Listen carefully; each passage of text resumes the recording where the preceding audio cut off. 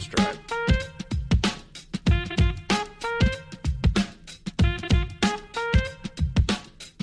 Hello, everyone, and welcome to the Mortgage and Real Estate Podcast by Pinnacle Home Loans. My name is Chris Giannino, and I'm joined here today, as usual, with my brother, Pete Giannino. Pete, great to be with you. What's going on?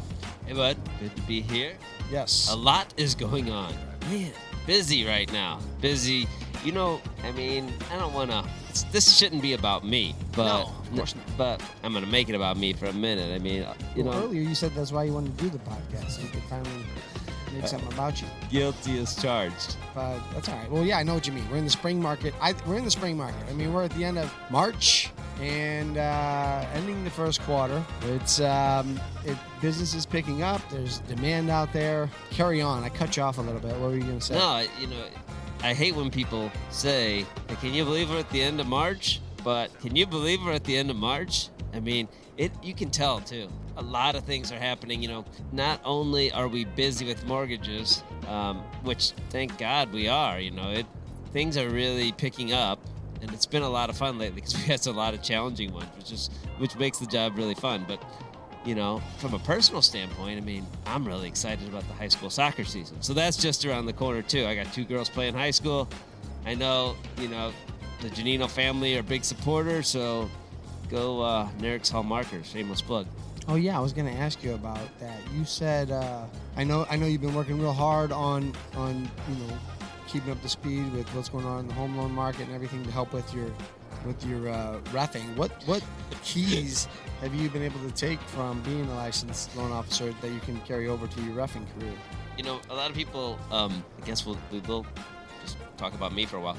A lot of people probably know that I, have had many years in the legal industry as an attorney, and now I'm moonlighting as both as an attorney and also in the mortgage industry. But like Chris said, my main job is running in between the lines on various fields around the state of Missouri as a soccer referee. Well, I mean, all joking set aside, people say that you are among the top referees in the state, if not the region. And I agree with that. You've reffed many of our games. But I want to say... Let's keep that to ourselves. Yeah, good point. Never mind. I don't think... luckily, nobody's listening. Right, exactly. That's the first time that's been something we're grateful for. But I would say you, I do put a lot of energy into refereeing. It's fun. It's like one of those... It's kind of like a job that you can get better at each time you step on the pitch. Okay, well, let's jump into that for 1 second because I am interested. You told me a while ago, like, how many miles you would run throughout the course of a game or throughout the course of a day as, like, a referee in the middle. Run me through a couple of those numbers. No pun intended. Thank you. So usually on a weekend, I might do somewhere between 2 and 4 games a day. And, if I'm doing 4, then I'm doing 2 middles more than likely. And each middle might be, and by middle, I mean, the guy with the whistle that people yell at every time. Got it. Yep.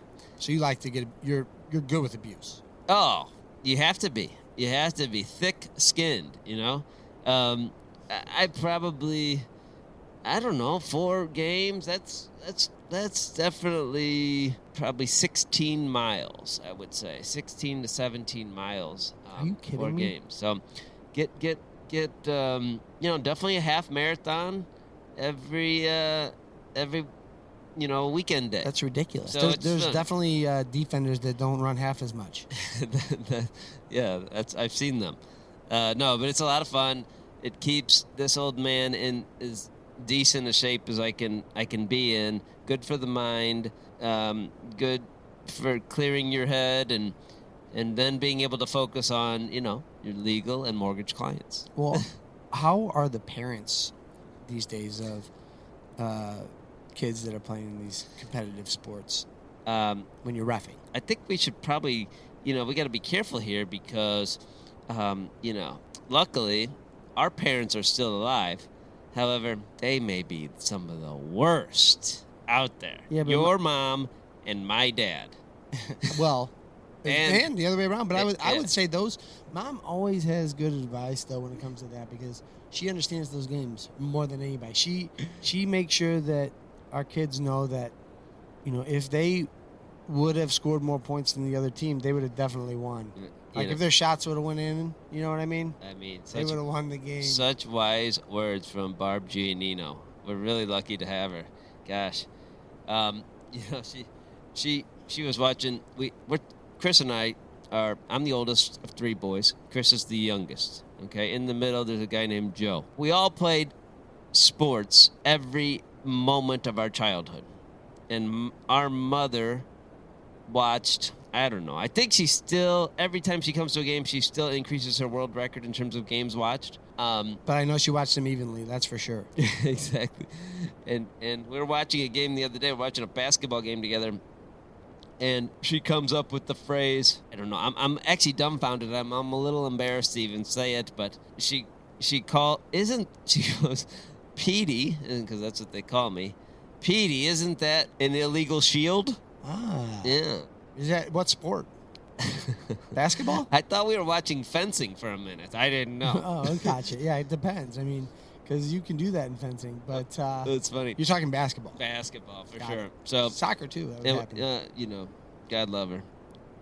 But yeah, I mean, it's well. So when you're out there, you're roughing, you're running 16 miles in a day, half marathons, and you're getting yelled at by people that it doesn't apply to us or our parents, but there are. No. I think we're exempt, but I think it's tough. Who's taking your mortgage calls? Like, I guess that's the benefit of having an excellent processor or loan officer assistant or whatever you want to call them.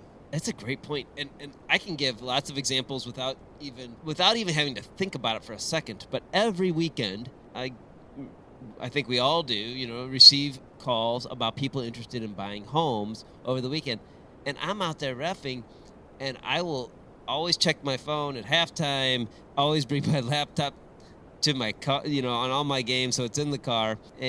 But it is uncanny how available our processors are on the weekend. Like, I can reach out to my guy Tim or our other guy Bob. I can reach out to either one of those guys on the weekend, while we're doing other things, and they will get on it. They can do a pre-approval. They can review an application. It's really, we're really fortunate to have guys like that. Yeah, it makes a huge difference, and when they're busy, then we're available. So it goes both ways. But in real estate, we know what happens on the weekends. It happens at night. It happens on Sunday mornings. And being accessible and being able to run the numbers and get clients what they need when they need it, or real estate agents, is the name of the game. So we like the hustle. I mean, it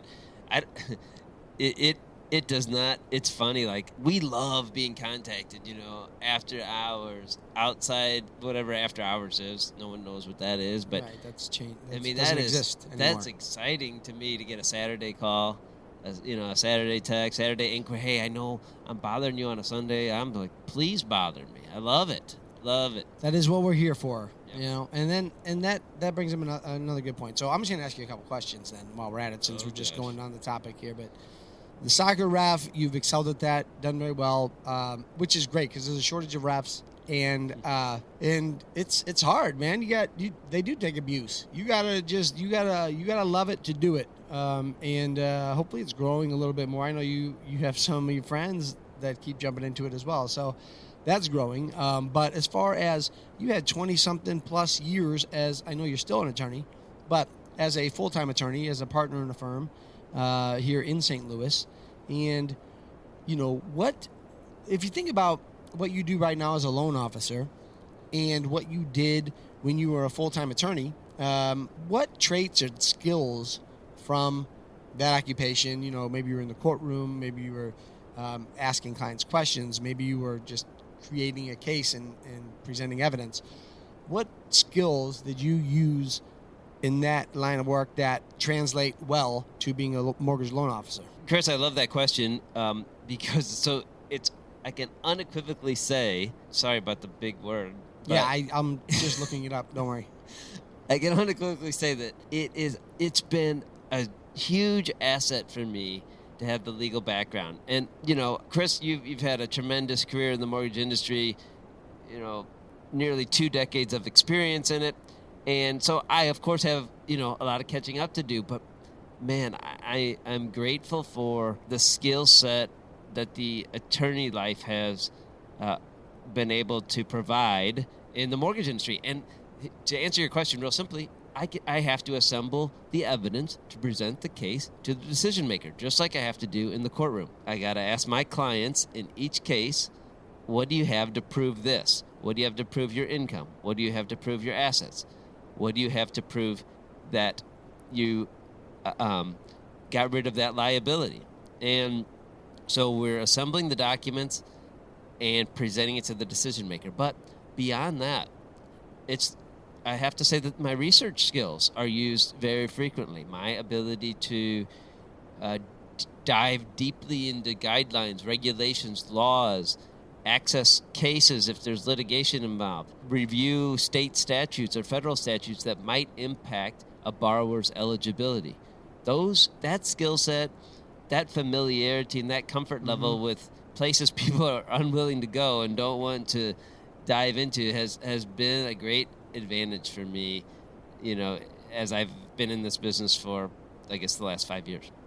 At least. You've been in probably 6 or 7 years, I think you've been into Maybe it. that's right. Time is flying. I mean, I remember originally when you first joined Pinnacle full-time, which was an unbelievable blessing for Pinnacle in many ways, but I knew that those skills would add to our team and be a tremendous asset. But I also knew that obviously your research skills, but also, when you're looking at laws in the sense of an attorney would look at a law, then, if laws were black and white, then there would be no reason for attorneys. Same thing with underwriting guidelines. If underwriting guidelines were black and white, there would be no reason for underwriters.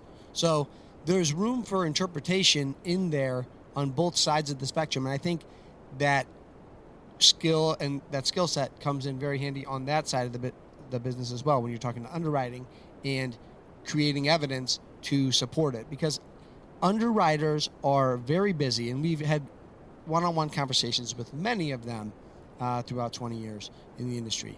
And what underwriters appreciate is a loan officer that knows what they're talking about and is able to locate the documentation and present it to make it easy on them when they have to interpret these guidelines. And I think you've had a lot of success in doing so for yourself on the loans that you're working with, and also on all the team members at Pinnacle you've been able to assist with. When you say, yeah, I think that's been another huge component of Pinnacle, our ability to work together.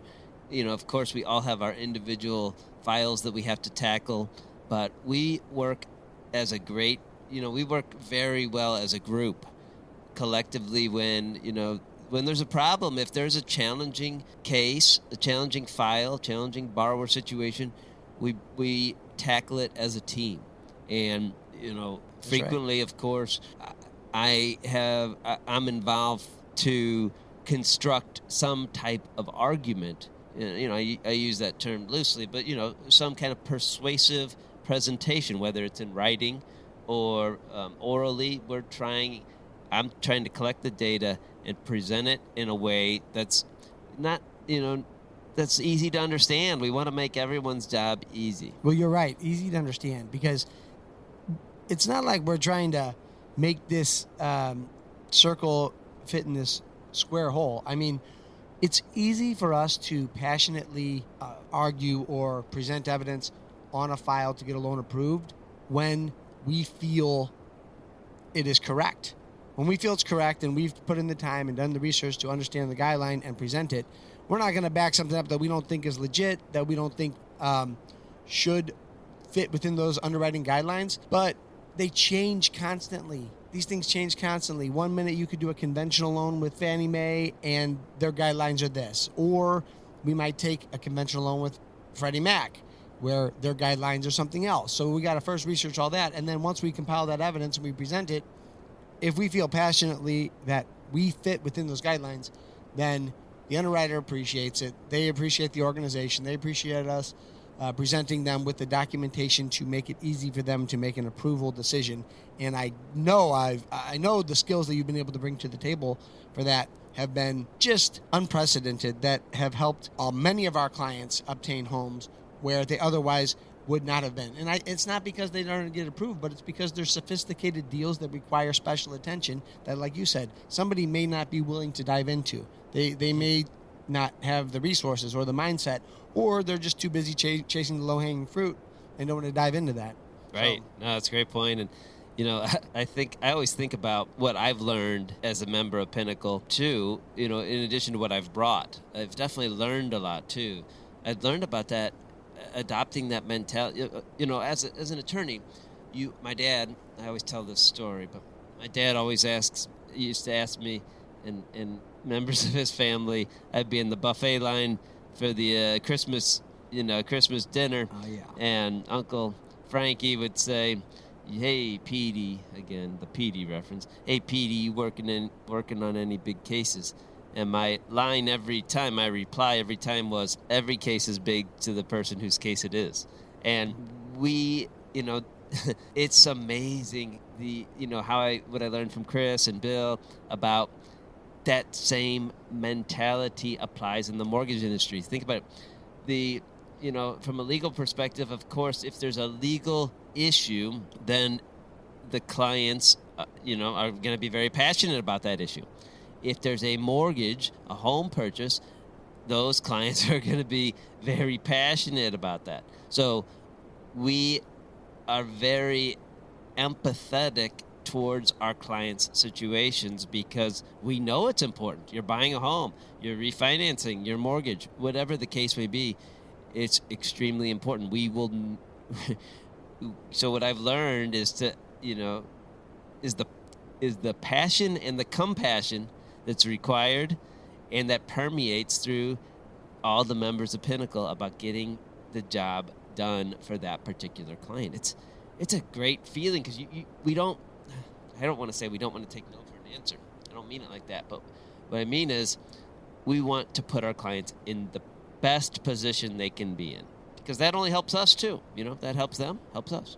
Well, yeah. And like you said, even with the most experience, you could be in this industry for 10, 20, 30 years. And when you get a question from a real estate professional or a potential home buyer that is a little bit more complex to find the answer, it's sometimes difficult to give an immediate answer with complete certainty because things and guidelines literally change throughout the year, throughout the month, and sometimes throughout the day as rates do.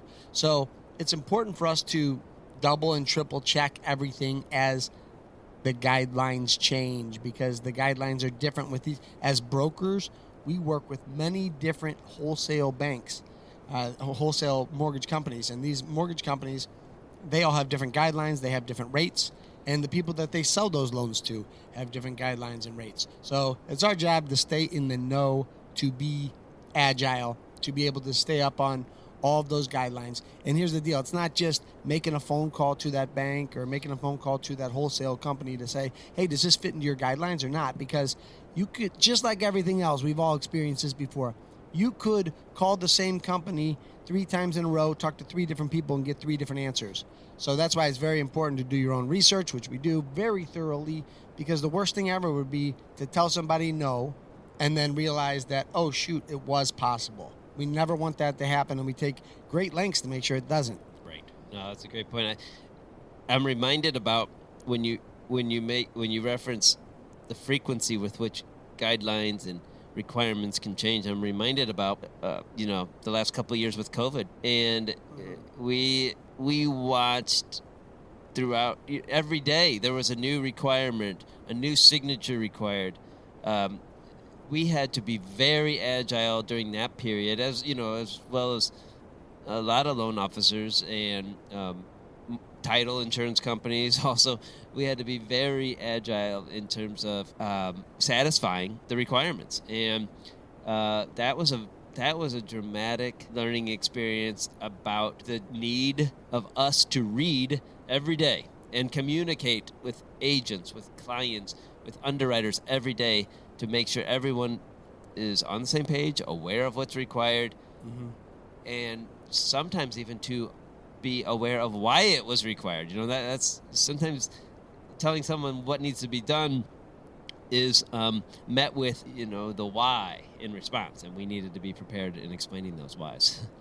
Yeah, because that was an interesting time. I remember when we had like 10 or 15 deals closed, and all of a sudden, all the banks came back and said, now you need additional documents signed by all the borrowers stating that they're still, they're still employed, something at the time, and we're like, well, everything already closed, and they're like, yeah, they're unclear about what they need. It was a state where they were unclear about what they need, so it was interesting because it was just a crazy time where we had to go back and get everything re-signed by these buyers, and just a constant change in the guidelines. I mean, it's ever changing, keeps you on your toes, that's for sure. But if you don't know what's changing, then you certainly aren't going to be effective in this industry. And I know that's the case in many industries. Right. So we're no different. Yeah, it all comes back to kind of like what you asked me initially about things that I was able to bring from my experience as an attorney to this, and as an attorney, of course, you have to be very familiar with changes and keeping up with the law. So that was not a new experience for me, but certainly you still need to be very alert and very able to adjust when needed. So it's been a great it's been a great transition. I hate to use the word transition because it suggests I'm not doing one or the other, but certainly a great move, and I think that we've been fortunate as a team to learn a lot from each other. So I'm very grateful for that. Yeah, and also with your attorney work, I know that you're no stranger to the residential real estate contract either. I mean, I know you did a lot of contract law, and know how to word things when it comes to creating leases and things like that. But you have some experience with the residential real estate contract even before you came over to the mortgage industry, right? Yeah, I do love contracts. I hate to put that on the air, but documented. They can be a lot of fun. I spent some time on the board, which was charged with writing or amending, I should say, that the contract. It's as many people probably know in the industry, it's taken on several versions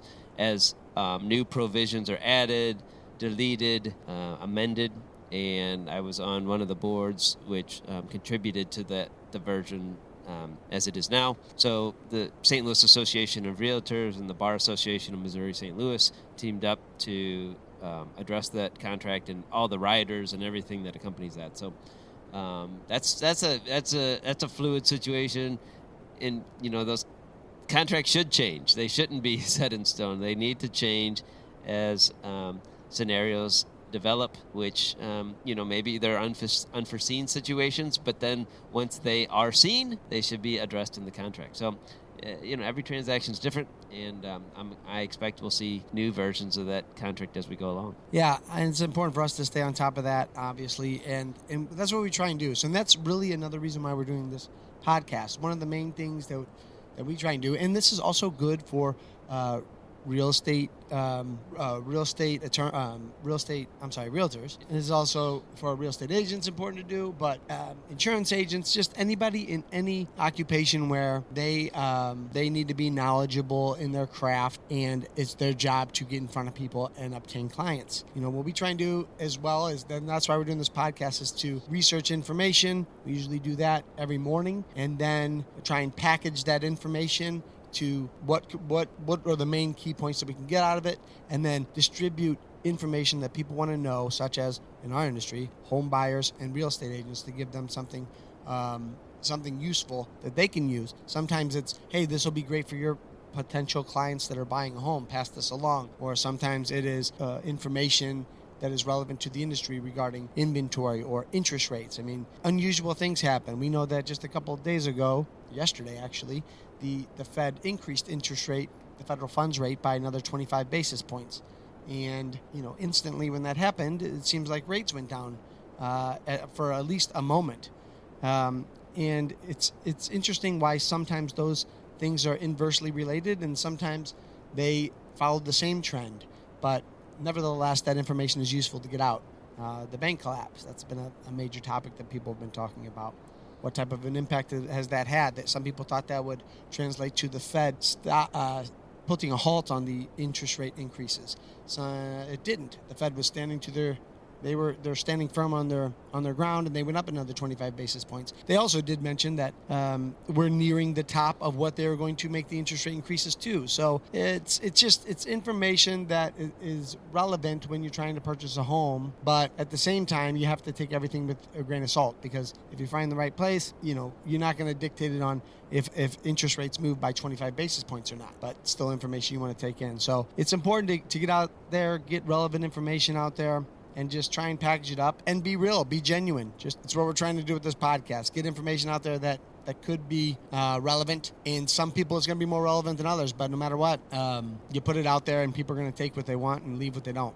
Yeah, we may not be the best orators in town, but the real challenge of this podcast is simply narrowing down the topic, because frankly, we are exposed to so much useful information, that we want to get out, because we see so many different transactions. We're probably going to do one very soon about difficult transactions and at least describe some of the challenges and show you kind of what's possible.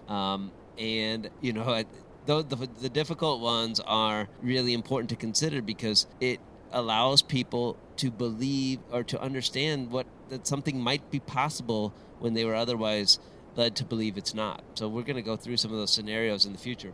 But like Chris said, it's really important to disperse the information. Hopefully you find something useful from it. We think there's a lot of value in it. I'm really excited that we're able to take advantage of this platform and get the information out there. Yeah, that's a perfect thing that we could talk about next time too, because right now, like you said, I have deals that are being processed currently that range from a credit score from 595 and to 812, and both deals present challenges. They're both going to get to closing, because that's what we do. Once we start a deal, we get them to closing. But nevertheless, it's important to be well prepared. It's important to know what you're getting into, and specifically diving into some of those scenarios is what Pete's talking about next time, like the bank statement programs. You don't show any income on your taxes. How can you still get a home loan? There's options for that. We could talk about it. I have a 595 credit score with the previous bankruptcy. How can I still get a home loan? Well, you may still be able to, and we have a couple of those that we're working on now. I have perfect credit, but my debt ratio is higher than I would like it to be, because I'm going to have 2 homes for a period of time, and I have to include both of those in the qualification calculation. And we could talk through some of those options. So there are a lot of different options that we could talk about. And as brokers, we have access to just about every loan program out there. And I think that's a good idea, Pete. And to kind of come full circle from where we started, I think one of the biggest appreciations I've had for this industry is it's not a cookie cutter industry. Real analysis is required in each transaction. You can't just throw a bunch of pay stubs in the system and pop out a loan. There is a lot more to it. Each person's income, each person's employment history, each person immigration history. There's a lot of factors involved. So we got to look at so many unique components to make each transaction arrive at the closing table, which is our intention every time. So I look forward to talking next time, or very soon, about those difficult transactions. But again, thank you very much for joining us today. Glad we made this all about me. Thank you, Chris, for that forum. Thank you for your leadership, indeed. So again, check us out. Subscribe to the Mortgage and Real Estate Podcast by Pinnacle Home Loans. Thanks.